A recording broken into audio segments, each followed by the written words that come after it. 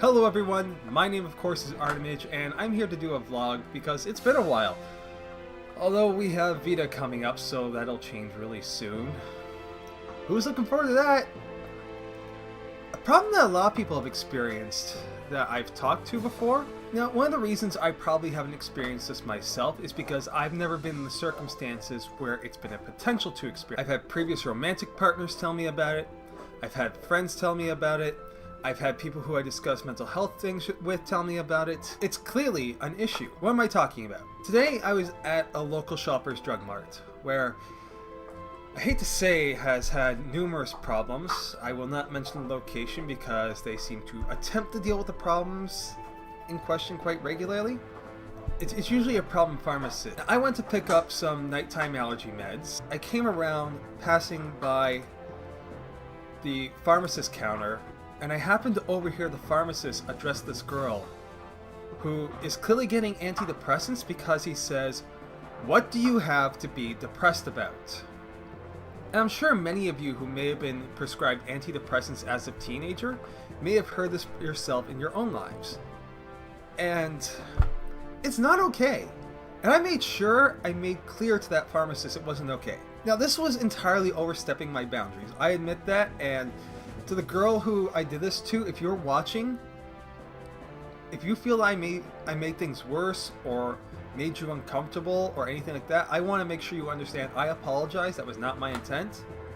I emotionally reacted because people who respond with that piss me off. I do not consider it okay. And frankly, I just wanted to reach over the friggin' counter and deck him until he couldn't utter those words anymore. I stepped up and said, "You know what? Until this moment, maybe she had nothing to be depressed about, but then you had to go and utter that phrase." I continued on, asking him, would you give somebody shame who was coming to fulfill their insulin prescription because they're diabetic? Would you belittle an individual refilling the nitroglycerin prescription because they have a heart condition? If the answer to any of these conditions or any other is no, then you are doing your job wrong.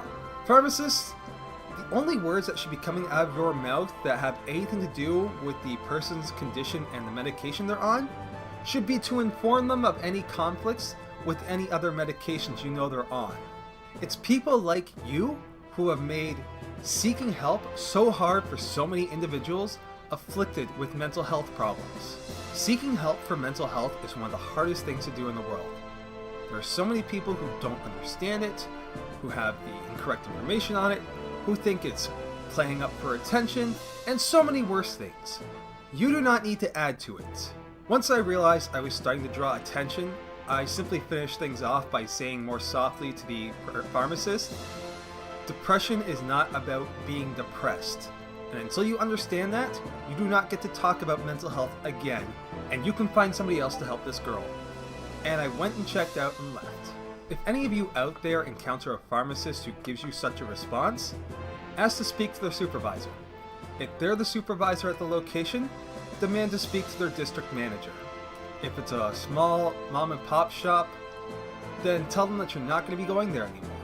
Make it clear that these outlooks, this ignorance, this is not acceptable. We are not going to be okay with this. We do not have to be.